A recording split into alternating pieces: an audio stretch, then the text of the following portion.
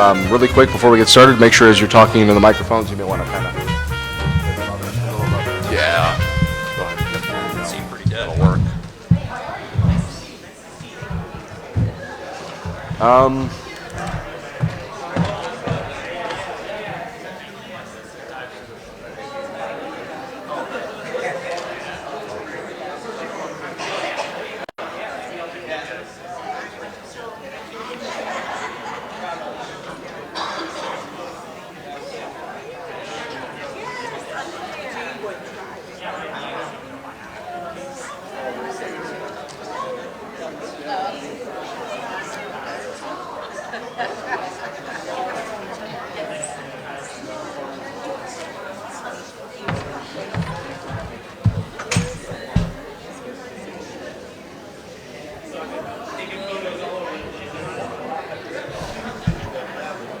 Are we good? Okay.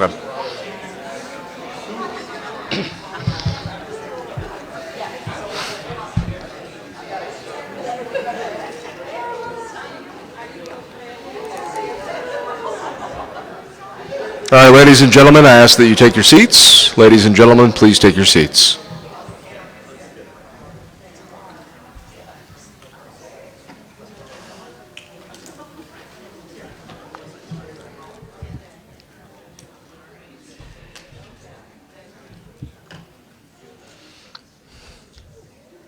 Candidates, are you ready?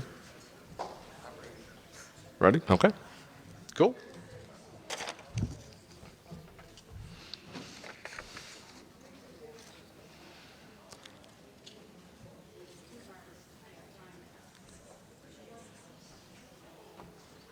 Ready?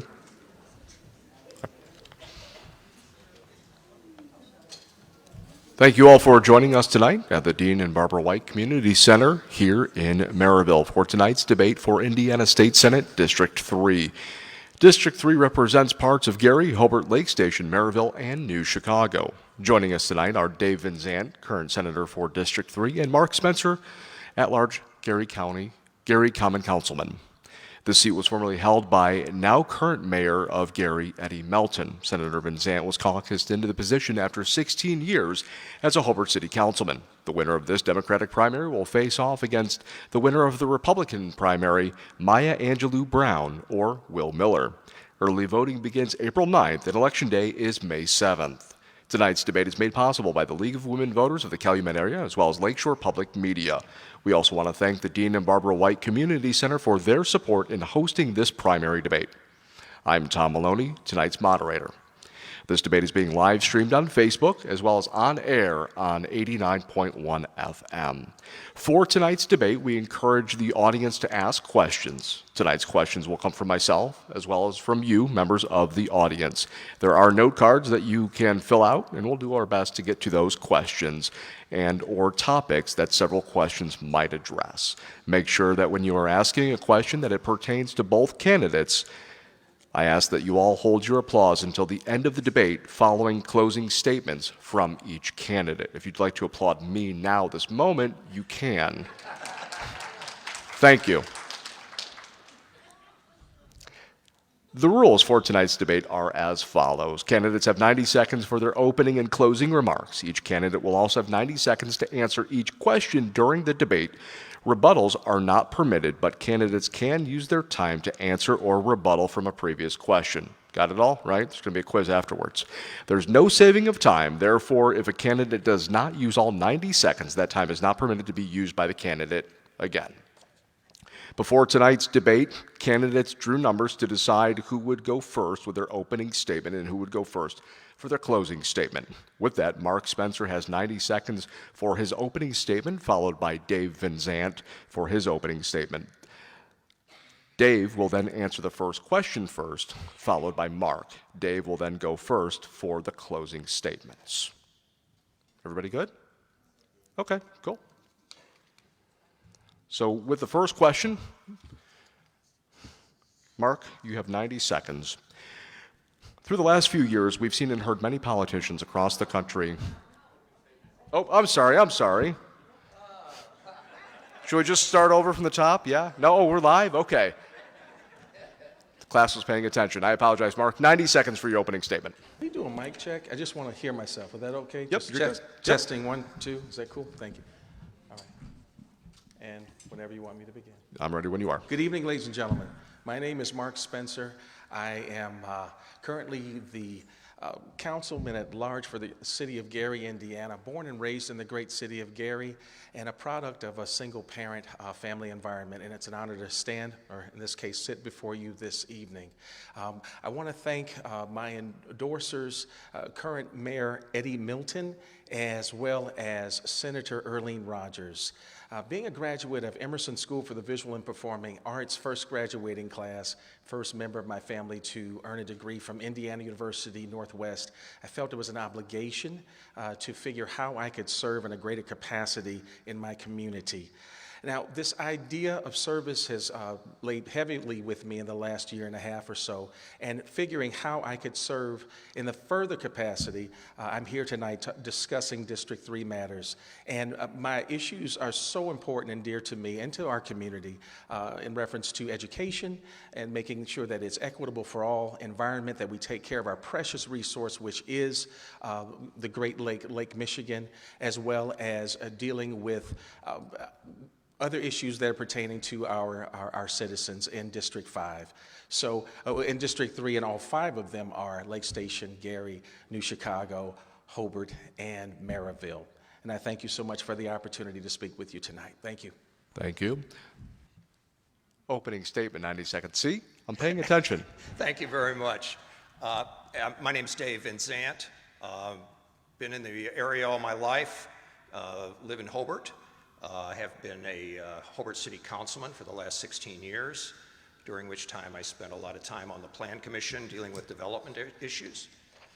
Graduated from Hobart High School, attended Purdue University with degrees in accounting and finance, ended up in the banking industry for a while, in the real estate business, ended up teaching myself programming, and started a software company that I ended up running for 34 years.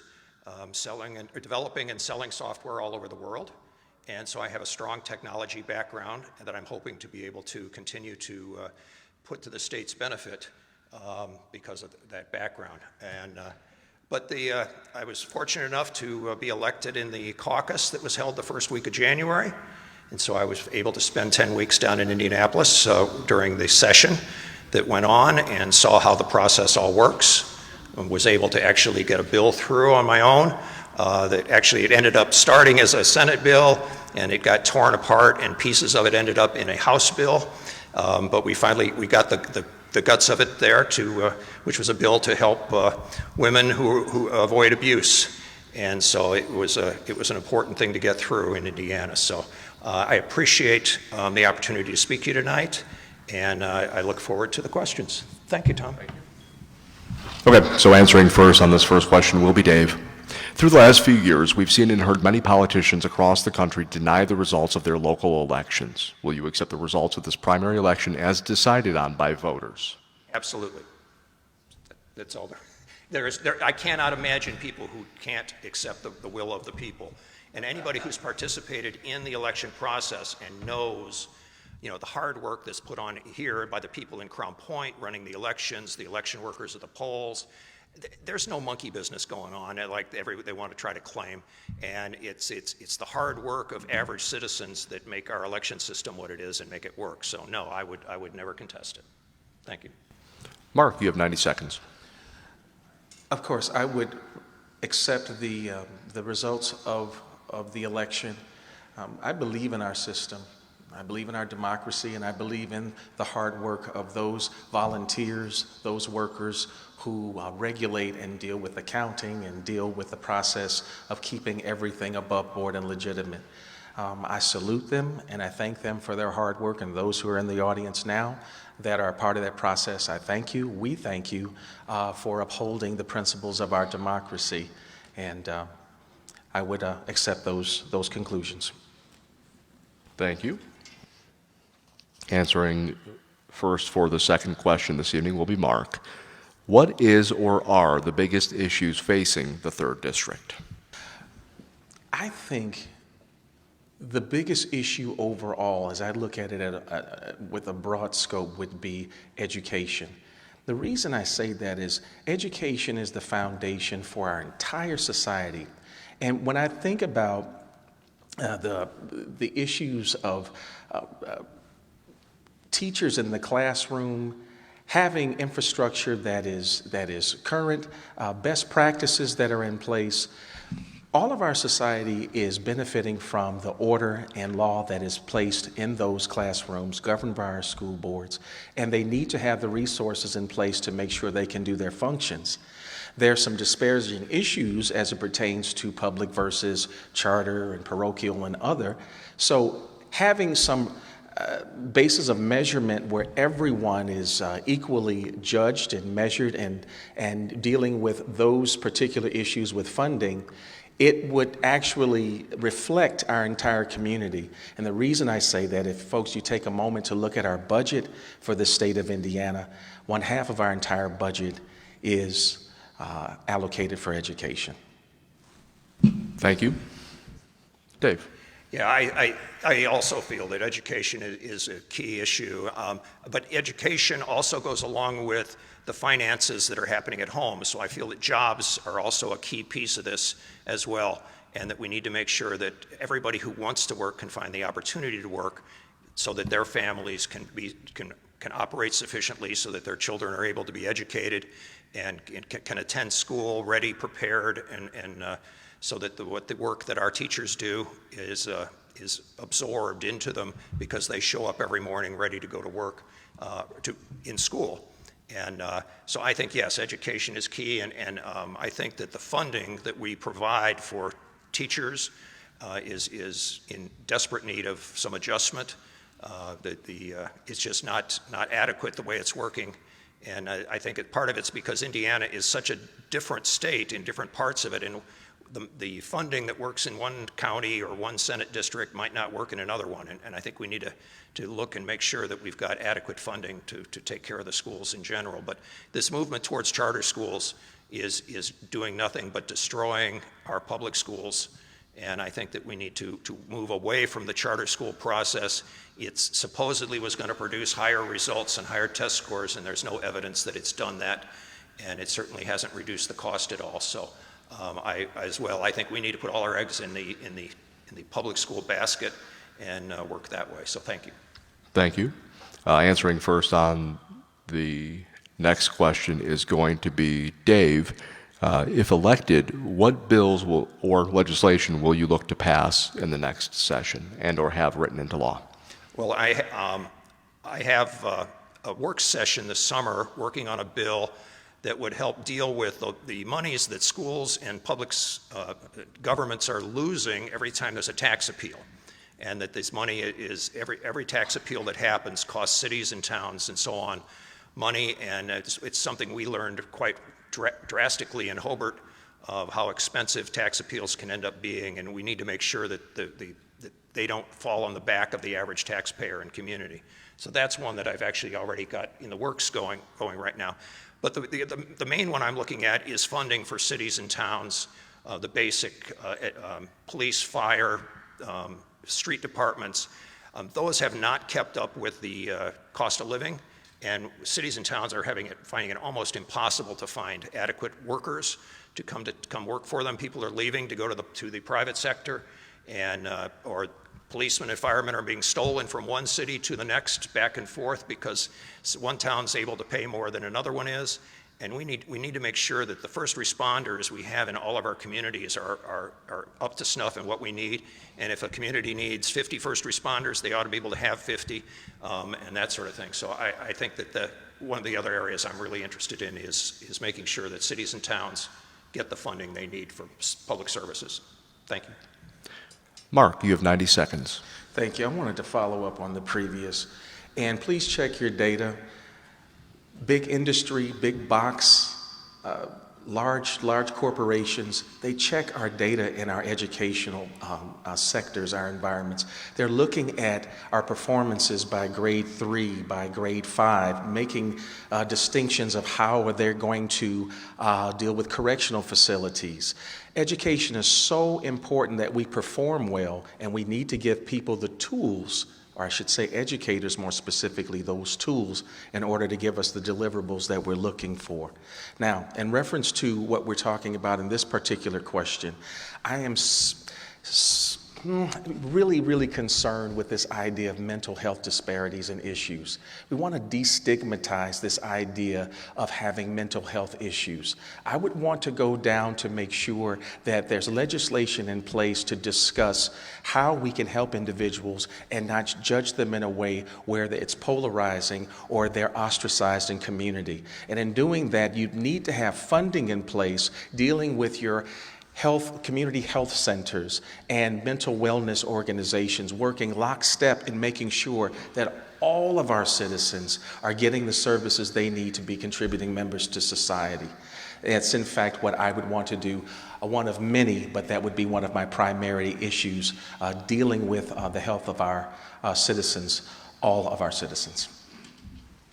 Thank you, Mark. And Mark will be answering question number 4 first. But again, just a reminder for folks getting in here late, if you do have a question for the candidates, you can go over to the table or raise your hand, and members of the League of Women Voters will go ahead and bring over a note card when you do ask questions. We ask that you also apply the question for both candidates. For those of you who are watching on the live Facebook stream, hi, Mom. If you do have a question, you can write the question in the comments, and we'll have our crew of staffers at Lakeshore go ahead and get that question in for you as well, so you can still participate in that process. And if you're listening on the radio, there's 3 things. See, you are listening to the live debate for State Senate District 3 between State Senator Dave-Vinzant and Gary Councilman Mark Spencer. I'm Tom Maloney, the moderator for tonight's debate. Did we get everything in? I think we did. Question number 4, Mark. Do you support an independent redistricting commission for Indiana? Why or why not? I certainly do. Independent is the key word. It should be nonpartisan. Redistricting is a very transparent and important discussion and activity to have in terms of representing our citizenry. But the primary word is that it has to be nonpartisan and independent, so that we don't run into those issues where a supermajority is gaining ground in terms of their placement on the map to potentially have more votes than they are due. Dave, you have 90 seconds. I think that it's time to have an independent group that does the redistricting, and that the gerrymandering that's gone on is done none of us any good. I do think that one of the issues that when you get downstate is that the population of Indiana, generally across the board, is surprisingly one-sided in its politics. And we're not on that side typically up here. And so we feel that regardless of the gerrymandering, there are large areas of the state where there just are no Democrats. And I think to go along with the reworking of the system is how the lines are drawn. We also need to have a real effort out there to promote new Democratic candidates across the state and get the state party to really get out there and be aggressive about promoting new candidates and so on, which is not a legislative issue, but is a party issue. But it's part of the lopsidedness that we see when we get downstate. Thank you. Answering first on this next question will be Dave. It's actually a couple of audience members have written in on it. I'm going to ask both versions of the question.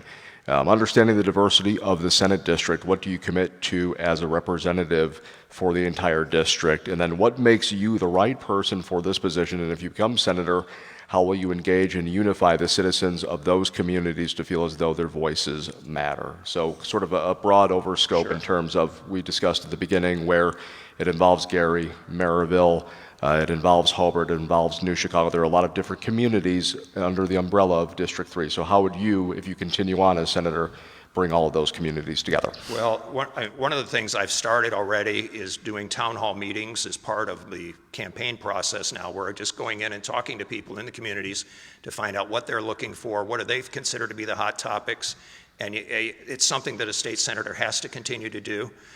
That fortunately, the period of time we're actually down in Indianapolis is not most of the year by any means, so there is time for us to do those town hall meetings. I know there's a lot of effort being done to collect information digitally and using Facebook and other places like that, but there's nothing quite like sitting in front of a room of people and having them ask questions and giving them answers and doing that sort of thing. So I would commit definitely to continuing to do what I've started and doing that in the 5 communities so that I get the feedback and so on. Another thing, though, that's also important is getting the ear having the ear to the elected officials in the communities. And there again, I've reached out to a number of the elected officials across the communities and so on to try to say, what do you need? What's going on in your community? The things that are the negative problems in the community that maybe the average person doesn't realize, the financial strain on their fire department or something of that sort. And so that's another important piece to be able to regularly talk with the mayors and the boards of the different communities. So, thank you. Thank you. Mark. Those are 2 questions you had there, no? Yeah, they cover the same topic. Would you in mind terms if I got one at a time? If you would just give me that one and I can respond and you could just read the second one, would that be acceptable? Yeah, that's not a problem. Okay, thank you. Okay. Whenever you're ready for the first one. Let's do 45 and 45. What makes you the right person for this position, and if you become senator, how will you engage and unify the citizens of those communities to feel as though their voices matter? Thank you. Senate District 3 is a very dynamic, and I've learned just from my research, very powerful sector of Lake County. And I think to some it may not be popular because unifying can be scary sometimes. But I want you to imagine a moment if pulling all of our resources together, because we are in the northwest corner and we are Democrats, can you simply imagine if we could get all 5 leaders, our mayors and town leadership, at the table to do something as simple as a symbolic activity that would be done on a regular basis. The entire community does not need to be isolated or in silos. They need to work together in a community that they can be proud of. And if time permits, the second one, please. Understanding the diversity of the Senate district, what do you commit to as a representative for the entire district? Hearing all voices, all genders, all backgrounds, all religions. I don't know how much time I have. Making sure that all voices are represented, going to the people first, hearing what their needs and desires are, and doing to the best of my ability to represent them so they don't walk away disappointed, thinking that someone shortchanged them. I hope I got that done in time. Okay, wonderful. Answering first on question number 6 is going to be Mark. This question also coming from the audience. What site do you support for a Lake County Convention Center and why? Sure. No, truth is the light. The RDA came out with a very, very sizable survey. And I, of course, born and raised in the city that I mentioned earlier, I honestly feel, folks, I'm just being perfectly honest with you, it's not bias. It may appear to be, but hand on Bible, I really believe that tens of thousands of cars going east and west daily on 8094 and to the south of 8094 is the #1 performing casino in the great state of Indiana. Consistently indicates to all that it's fertile ground for development. And that's just the position. And here's the thing. Wherever it lands, due to the powers that be, I will support it. The question is simply, where do I think it's best? That's simply why. Because of the traffic that we have and the exponential growth that we'll have, and all in District 3 will benefit. It's the same principle wherever you stand. If it's in another location, we expect all of District 3 to benefit from that particular location. Respectfully, that's all I'm saying. The Gary location, due to the performance of that casino, it shows that the volume of numbers of activity and exchange is there. Never meaning to offend, but respectfully from my research, that's what I would possibly consider. I will definitely consider, but I will follow the lead of the recommendation of anybody, and wherever it lands, it has my support. All right. Dave, you have 90 seconds. A very similar answer, I think. I think that we're fortunate that 4 of the 5 locations that were talked about all end up in the 3rd district. So the 3rd district very likely will be a beneficiary of this, regardless of exactly which location it ends up on. One of the things that I think is important to think about in all of this, location is obviously a key thing. In addition to that, it's the management team, it's the developer, the history of the developer, all of those things that we don't know yet about. There really is no proposal to build anything, to operate anything, and I think that that's going to be as or more important to making the decision of exactly which site is the best one. But clearly the casino has people behind it who are doing development work and are putting together a plan, as there may be for some of the other sites. So I think the casino site would be great as well. So I mean, they're all great, but that right now they seem to be in first place as far as things go in my way of thinking. All right, thank you. Answering first on this next question will be Dave. It's also coming from the audience. It's a good question, whoever asked it. Just putting that out there. With all the talk of a rainy day fund, how can we get the forecast to change infrastructure in Gary and across Northwest Indiana for District 3 for better business growth to stimulate the economy, not only for the district, but for the region as a whole? How much rain do we need? That's a good question. Very good question. The development potential of Northwest Indiana right now is just huge. There are potential for things. There are people from all over the world who are coming here and looking and seeing what we have to offer, from transportation to the environment to all of the things we have to offer here, and that they're looking to develop all over the place. And we saw that in Hobart. We're very surprised to find out where some of these developers were looking from, and how they found Northwest Indiana to be a location. So I think there's lots of this there. The state needs to focus in on things like the infrastructure. I know, for example, one of the meetings I held this spring was with INDOT, and there is an extensive plan they've put together to start making a big expansion on 8094. So it's going to be able to handle increased traffic levels, and I think that's a good positive move for the traffic, because if 8094 can't handle what the developers want to have in the way of truck traffic and other things like that, they're not going to be looking at us for what they need. So I think that's one of the things. But the other thing is that a lot of times the developers are willing to do some of this infrastructure cost themselves, and so they just need to know that they're working with a stable partner in the local community, and that they're not expected to go out there and one day they're told to do one thing and the next day they're told to do something else. So thank you. All right. Mark? Am I repeating the question? Because it was so good, absolutely. I will reread it. It's a great question. With all the talk of a rainy day fund, how can we get the forecast to change infrastructure in Gary and across District 3 for better business growth to stimulate the economy, not only in the district, but the region? How much rain do we need? Great question. This is what I would propose. Northwest Indiana District 3 is open for business. We live in a different time where we are communicating in cyberland and data superhighways where we communicate instantaneously.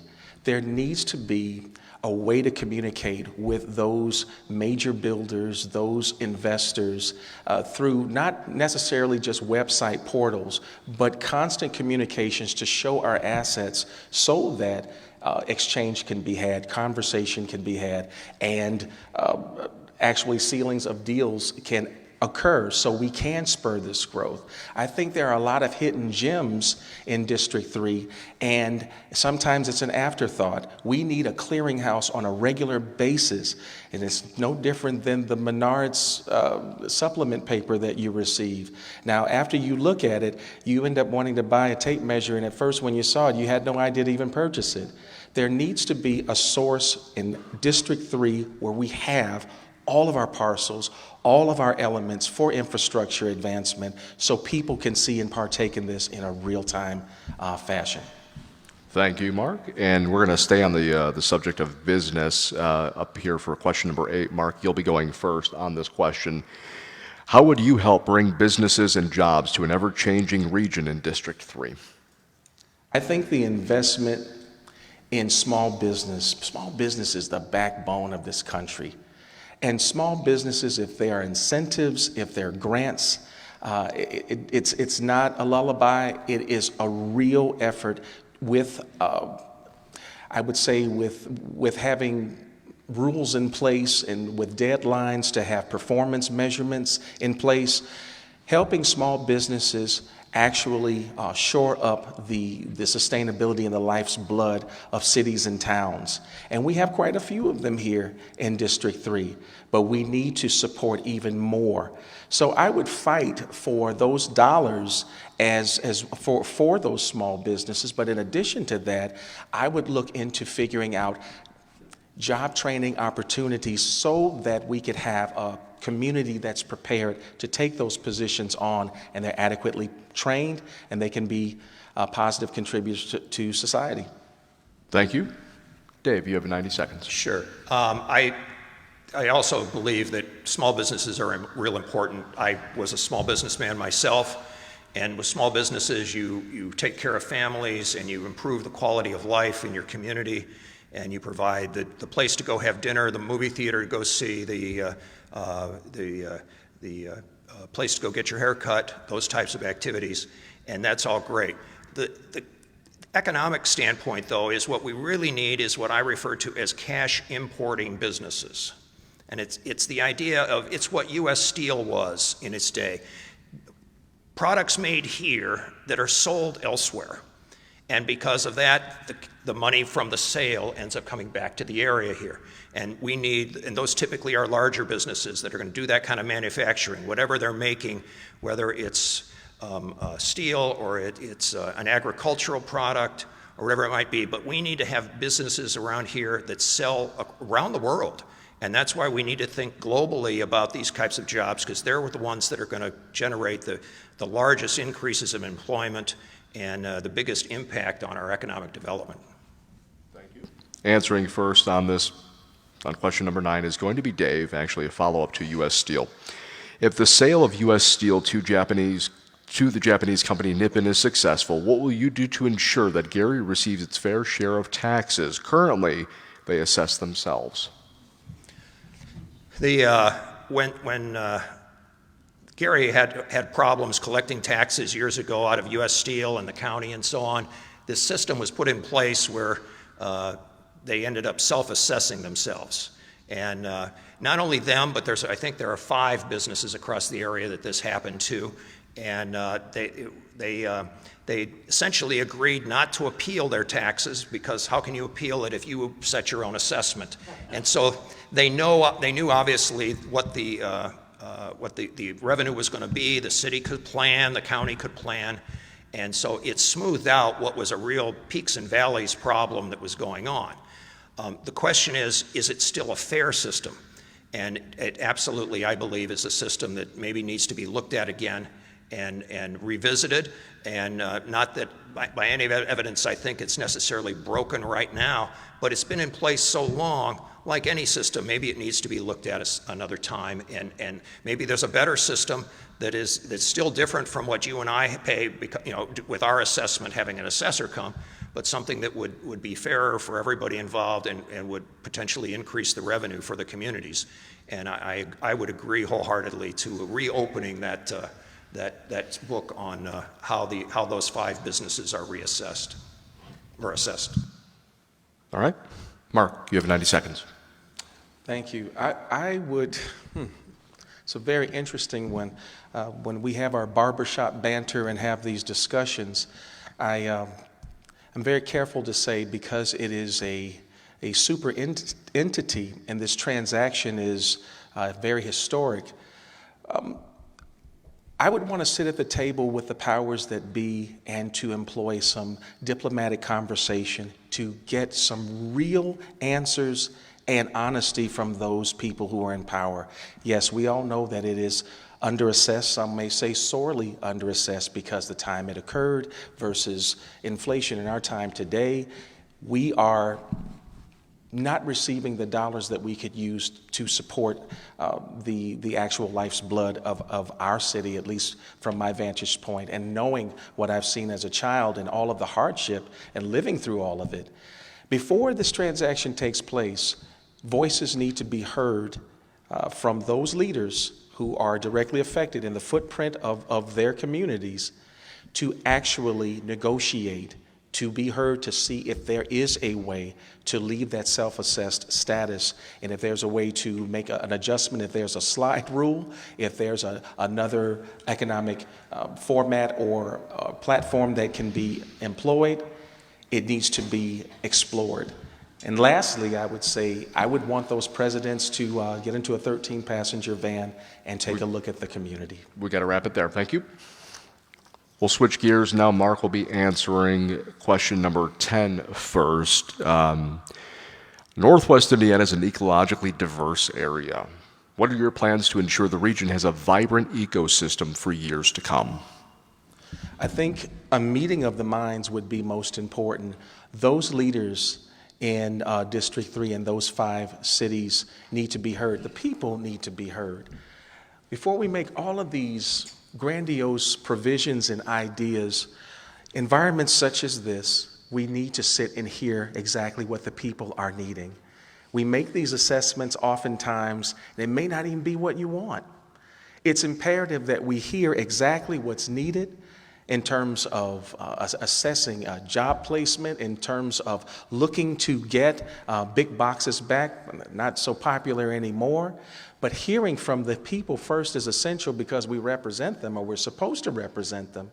So making sure we have that data in place, that's our marching orders. Then we come back and report what can actually be achieved and what we're up against in terms of a supermajority or just a soft market that's not ready to even deal with some of the wish list items that we so desire.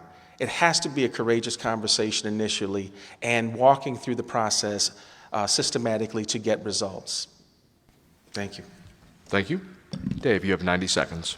Yeah, I think what's important here is to step back and realize that we are phenomenally fortunate that we have a huge amount of land in Northwest Indiana that has been set aside permanently to be nature land. And that there are many places in the country that do not have that situation like we have. On the other side of it is that we can't expect to set every acre aside and not have any development at all. And so we have to, I think, initially decide, do we have adequate nature land in Northwest Indiana? Should there be more? If there should be more, what are we looking for? Are we looking for the types of lands that the Shirley Hines organization is putting together, lands which have never been developed, or do we have some lands that were developed that we need to maybe work to go back to the condition where they are? The Corps of Engineers has done some work like that in the area to put lands back to being in their natural state, and have a target for what we're trying to do, and then we can shoot for that target. The tendency is everybody seems to see that the one piece of nature land that's outside their kitchen window is the one we need to preserve. And that's not necessarily, as a whole, what we ought to be looking at. And the land we have set aside is just spectacular, and is I would work my best to continue to preserve it every way I can, and whether it's wetlands or the woods. Thank you. Thank you. Staying on the gear with regards to the environment, Dave, you'll be answering first on question number 11 here. Have you studied in depth about the hydrogen hub and the potential environmental impacts, or do the potential dollars coming to Northwest Indiana outweigh those environmental impacts?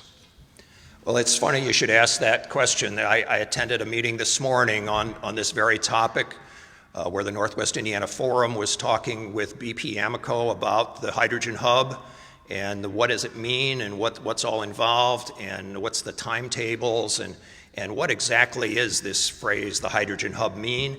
And it was quite, it is a very long-term view that hydrogen as a chemical should be a much bigger part of our lives because it burns so much cleaner and it's used in so many manufacturing situations, and that if we have the opportunity to produce it, that's generally a good thing. BP has put together a plan where they hope to produce it that involves removing carbon from industrial gases and then piping that carbon down south to somewhere in the area sort of between the Kankakee River and Lafayette. There is no real specific set area that's been determined. They're looking at doing something and essentially burying it about a mile deep. And it would be a pipeline that's not much different from a natural gas pipeline, and doing that. Huge amounts of study needs to be done on this because it has all sorts of potential problems, but they know that, and that's how that's where the process is right now, where they're asking community input, and that's why this meeting was held this morning, so that we could give the input that they're looking for. Thank you. Mark, you have 90 seconds. Thank you. I recall having a meeting, and I've had more meetings in terms of environment and economic development than I ever imagined in the last 60 days or so. And I recall in the meeting many questions about environmental safety with the actual construction of the mechanism. Going and all that the gentleman stated, going a mile deep, going all the way toward Lafayette. And there were questions about the safety of groundwater and what this looks like years later, what are the repercussions potentially. And to be honest with you, some things would be over my head, and I would actually have to yield to people that are smarter than me, that work with me on a regular basis, that can further educate me on the issue. What I would merely state is this: for something so important as that particular project, we need forums just like this on a regular basis, asking the tough questions so that 20 years from now or later, we're not very sorry that on the front end there were fiscal gains, and then there are others that I won't even give example of that we would hate to imagine that we suffer from based on the permanence of that particular project. Thank you. Answering first on question number 12 here is going to be Mark. I had it, there it is. How are you going to bring resources to District 3 when the General Assembly is dominated by a double majority on the Republican side? My simple answer is negotiation, diplomacy. Communication is extremely important with anything. As I said in previous outings when I've spoken, you could have the cure for cancer. If you take it down to that General Assembly and your presentation is not correct, it will not be heard and people will not be helped. Primarily, what I've learned from my experience in education, I've dealt with all types of personalities on the side of children, on the side of their parents, and the opposite side with leadership and educators.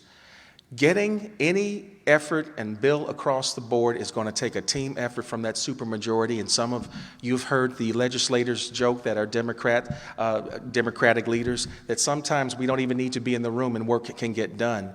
So we know that tone is important. We know that whatever we're taking up the hill in that bucket to present, we have to do it in such a way that it's convincing, that is with dignity, of course.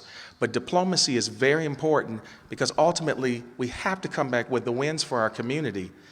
We know how hard it is to have that different ideology and to deal with it, but we have to be cunning enough and wise enough to make sure that our ideals are clear and that our results are positive. Thank you. Dave, you have 90 seconds. Yeah, I think one of the most important things about it is to understand that there is this two-party system that's very lopsided down there. And that one of the things is, I don't think you could be successful going down and saying, this is what I want. I want you to give me the X number of dollars, or I want you to do this, that, or the other. That's not necessarily the way that this needs to happen. What needs to happen, and the way I've seen it happen firsthand, is to go down there and say, this is the problem I have. I have a problem where my schools can't hire teachers. I have a problem where I can't pave my streets. I have a problem when people call 911, nobody shows up because I don't have enough first responders. and you start with the problem that you're trying to solve. And I have been shocked and amazed at the number of Republicans who all of a sudden stop and listen and say, well, I might have that problem back in my community too. And I'm interested in solving that just as well. And it's not all of a sudden just a Northwest Indiana problem, and I'm not just looking for something in one community or so on, but these are statewide problems that impact us a lot. And so things will be much better around here as soon as we get them dealt with. But they'll jump on board and they'll be happy to help as soon as we can convince them we have a real problem and we're anxious to get their input on what the solution is. Thank you. We'll continue on the...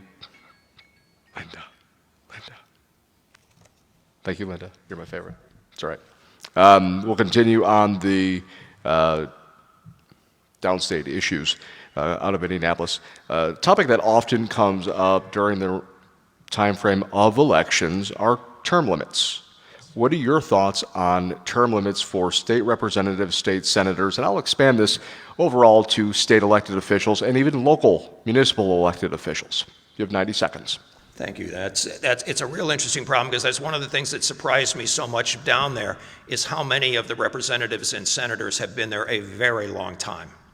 And I don't know that that's necessarily bad, but they would start talking about stories from things that happened 30 years ago. And I'm there as the new guy, and I'm not sure who the players are they're even talking about at this point. It goes back far enough. And that's something that's clearly a characteristic of the legislature, is the how long they've served. Many of them do 20 years in the House and then come over and do 20 years in the Senate and things like that. And it makes them potentially disassociate from their communities. I mean, and the only positive there is we spend so little time down there that there is a lot of time spent back in our communities, and we do live in there. It's not like in Washington where you take off and you leave and you're gone. So it does have that. There are two ways to deal with the term limits. One side of it is just simple legislation to do it. I don't think that the legislators will pass a bill that would limit their own terms. That's probably not going to happen. And the other way would be something in the Constitution, and that becomes a little messier as well, because once you start doing that, everybody else wants to stick something else into the changes in the Constitution as long as you're at it, and so on. So I think it would be a difficult thing to do, but I think it's worth looking at, and so on. And it includes also in places like the treasurer and the governors, and I mean, we've got it in the governor already, but the treasurer and the Secretary of Education. So thanks. Thank you. Mark, you have 90 seconds. You know, I think our voters are wise. We just need more of them to be active and proactive. If you've read your press, you see the low number turnouts and such, and it's a head scratcher. From my heritage, I've had people who've lost limbs and lives for the privilege to vote, and we're awfully complacent now in terms of our activities and exercising that right. So with a term limit, I don't even think the conversation would be necessary if the body of voters made their active decision of who they want and who they're pleased with. They're the bosses. So when it's time to come up for review, every 2 years, 4 years, what have you, it's imperative that we are involved in this process, and the balance would be there. Giving a yes or no answer, it's not prudent for me to say at the moment, because I would want to research it even more. But as I'm listening, I'm thinking the balance of power lies in the constituency. But if we have 20%, 15% that are participating, many voices, there's a silent majority that needs to come forth and to get back with the group and participate. Thank you. We're going to switch gears now and get into some political hot button issues. Those are always my favorite. Answering first is going to be Mark Spencer. States across the country and here in the Midwest have voted to legalize recreational marijuana use. Recent polling shows that over 60% of likely Republican voters in Indiana support the legalization of marijuana. Now, I know this is a Democratic primary, but this is clearly an issue that brings both sides of the aisle together.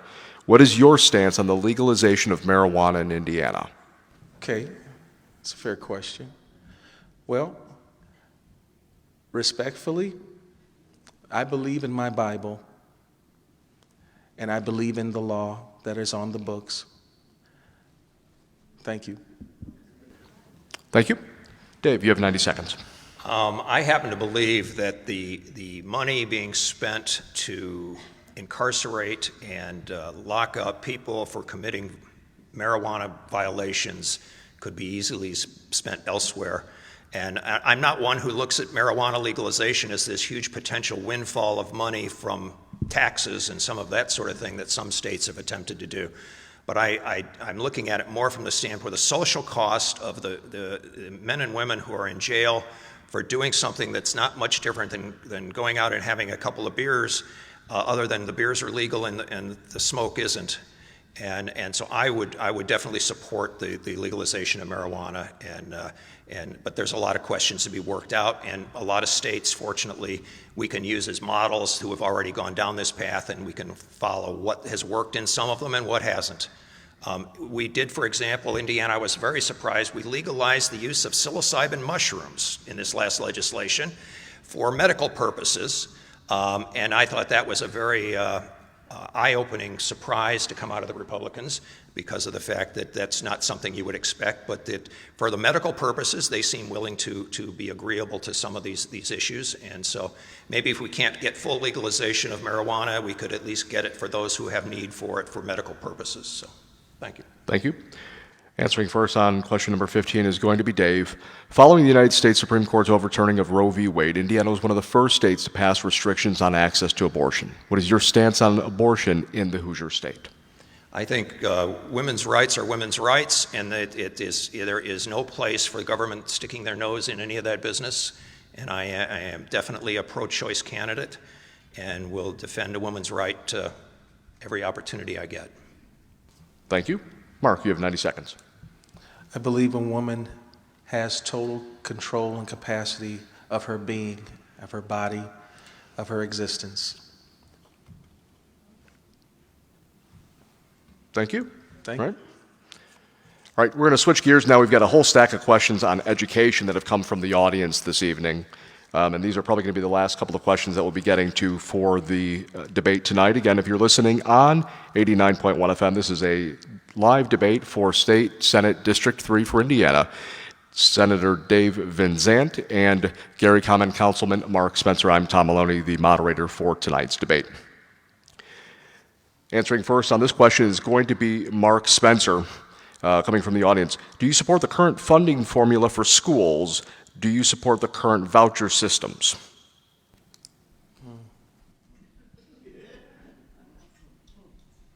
I do have 90 seconds, don't I? I am a firm believer in public education. I believe in my neighborhood schools. I'm a product of that. You only know what you are.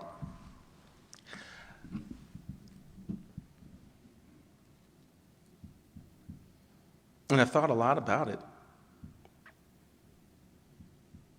I feel, and I can publicly say that I support public education, and I would prefer that students in the districts that they live, in the neighborhoods where they live, that they would support those public schools.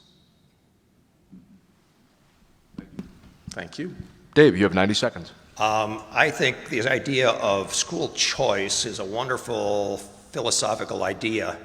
But I think when you have problems in an area, you take and you concentrate all of your weapons and your assets on that one area. And I think we need to focus on public education, and we need to put all of our resources towards public education. And there will obviously be people who are well enough off that they want to send their children to private schools, more power to them. And I think that's viable. But I do think that we need to make sure that the base level public education in every community is up to snuff, and that you know the top tiered students coming out of their high schools are able to go to college and compete with students who come out of any other school system, and that we need to be able to do that. And so I feel strongly that public education is the future. Particularly when you're in areas where it's not working so well, we need to really focus on it and give it our all. And I'm a strong supporter of public education. Thank you. Answering the next question here is going to be Mark. As a senator, what will you do to help strengthen our educational system to make sure that students are more compatible and that they can compete with our counterparts in other surrounding states? I'm sorry, I was thrown. I answered first last. Was I supposed to? Did I get it backwards? Yeah. I was taking a mental break and I heard. I was too, except I'm up here. I shouldn't be taking that mental break. All right, I'll turn this way. That never happened. I'll edit in post. We're not live. As senator, what will you do to help strengthen our educational system to make sure that students are more compatible and can compete with our counterparts in surrounding states? Well, I think that it's, as a senator, like I said, you have to identify clear problems and target the Republicans at those problems. Unfortunately, they are targeted right now at the problem that public education is very expensive, and they have convinced themselves that charter schools is the way to save money and to move forward with a lower cost educational system. And it doesn't work that way. And that's not necessarily what we need. So we need to keep reminding them that we have children who are not performing, we have children who are not able to compete, and that we need to do whatever we can to give them the step up they need so they can move ahead and fulfill that dream, every parent's dream that they want their children to be able to do better than they did. And I'm not sure in today's world that that's what many parents can think because of the deficiencies in schools, and we need to convince them that this is a problem we really have, and we have solutions, and that is the focus back on public schools and not on the charter schools. Thank you.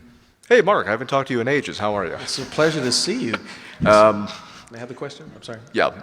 As senator, what will you do to help strengthen our educational system to make sure that students are more compatible and can compete with counterparts in surrounding states? Thank you for the question. As a 33-year veteran educator, I've seen every fad, every paradigm shift, no child left behind. I've lived all of it over the last 33 years. I would want to shore up the value of our teachers. Our teachers, the reason I say our public schools, and that's not to shine a disparaging light on any other instructor of any other type of system, but it's imperative that we have best practices in place. And if we have licensed teachers, we are dealing with shortages, but if those teachers are in place, those are the most highly qualified folks who are licensed. Those are the ones you want in those classrooms, and it has to be attractive. You have to get them from other states, other fields, to make sure that they contribute and say, I want to come there and serve for years. And in doing so, a package, a plan, and having those dollars in place to ensure that those teachers are quote unquote taken care of, the rest will not necessarily magically fall in place, but you will have a system designed for the very purpose of giving the deliverables, the very best deliverables to our children. I would study and look at ways to support our teachers and giving them the best resources so that they can produce for us. Thank you. Mark, you'll be going first on this question. What is your stance on holding back third graders who are not reading to grade level? When I read it, I gulped because I deal with children on a regular basis. You know, you have to think about this. Children can't define their existence. I would give a medal to some of the children that I've known, right? What they have to see when they walk out of their doors to simply make it to school, if it's on time or not. When you look at the disproportion of issues in brown communities or poorer communities, to add another layer of a challenge to hold a child back, there are some best practices in place to support well before grade 3, before we face this issue. There is data in place that all we have to do is absolutely apply and we would not have this issue. I don't agree with it. I understand exactly why and what the purpose is and what the intent was, but there is going to be a sector of community that's going to eventually serve you, and you, that may actually have had this experience, and they're emotionally challenged, and they will have fewer opportunities and desires to engage, to be a part of the community. Grade 3 is a funny time where we actually find our way, and we want to make sure we don't hold any of those children back emotionally or beyond. Thank you, Mark. Dave, you have 90 seconds. When I saw the legislation that was going to propose that the children be held back, I was just shocked. I could not believe that that's what they were going to propose to do as their way to fix this third grade reading problem. And there is a problem that we need to make sure every child reads as they come out of third grade, because there's lots of evidence that indicates if you can't do that, then you're going to have a lot of problems the rest of your life. But just to simply say, we'll hold this child back and put them back through whatever the system was that failed them the first time, we'll run them through again. And expect that to somehow fix the problem doesn't work. We actually had a senator, one of the Republicans, who got up and talked about the fact that he had people when he was in 5th grade who came up to him and said, "You can't read, can you?" And he said, "No, I couldn't." And by 5th grade, he was still unable to read. And at that point, nobody proposed holding him back. They proposed, you need to come in after school, you need to take your lunch hour, let's do a little reading class here, let's do some extra things. And the guy has moved on and has become very successful in life. And I'm not sure that if somebody had simply pulled him aside and said, "Nah, you need to go back and repeat that grade again," that he would have been nearly as successful as he was. And so we need to make sure there's extra help available for kids with reading disabilities or whatever it is holding them back, because it's true. If you can't read at 3rd grade, you're in trouble. Everything else is hurts because of it. So we got to fix it. Thank you. This will be the final question of the evening, but please keep in mind after this question that each candidate still has their closing remarks, so hold your applause. For those of you who are here, show of hands for the Gary mayoral debate for the primaries. Anybody? You'll know this question well. Maybe the Hobart mayoral primaries. Answering first on this question will be Dave. It's my favorite question. What is something about the opposing candidate that would make them a good fit for the state Senate? I don't know a whole lot about Mark other than his experience in education. And I suppose that if I had to guess, that because he spent so many years in public education, working in the school systems and so on, that if I had to pick something, I would tend to guess that probably would be the strong point he had. Thank you. Mark, you have 90 seconds. Yes, certainly. He's a new acquaintance I've gotten to know. I see him as a decent individual, and with his track record, I respect those who serve, and that's what I steep in terms of my definition of decency. It's not easy to do what we're doing up here, being away from our families, being ostracized by some, being sized up by others. To do this and to do it for an extended period of time takes decency, and it takes order, and that's what I would see in Mr. Vinzant. Thank you. Now, as a reminder, Mark went first for the opening statement, as drawn from the numbers before the debate tonight. So Dave will go first for the closing statement. You have 90 seconds. Thank you. I thought a lot about what to say as a closing statement here tonight, and the important thing to me is I just need to take a moment and thank everybody who sent me to Indianapolis in January. It's been the adventure of a lifetime, and I cannot thank all of you or your precinct committee people who made that election. I can't thank you enough, because I have learned huge amounts about how Indiana works, how state level government works, and the opportunities that are there for someone like me to go and actually make a difference in our communities. I'm amazed by the wonderful people I've met down there, Some of the legislators are here in the audience tonight. They're great people, and everybody I ran into down there is all about trying to make Indiana a better place. I mean, I had no idea how different Indiana is. You come from up here, and we have no idea what the counties are like down along the Ohio River, and what's important to their lives, and that sort of thing. And I just think that it's been an amazing adventure here, and I look forward to going down and continuing to represent everybody and to do what I can to make Northwest Indiana a better place to live and a better place to fit in with the rest of Indiana, because we have to fit in with everybody else if we're going to not try to live on an island up here and get nothing done. So I appreciate that. And lastly, I got to thank my wife for putting up with all of this. So thank you very much, dear. Thank you. Mark, you have 90 seconds. Thank you so much. Folks, I want to thank you so much for the opportunity to stand on this stage tonight.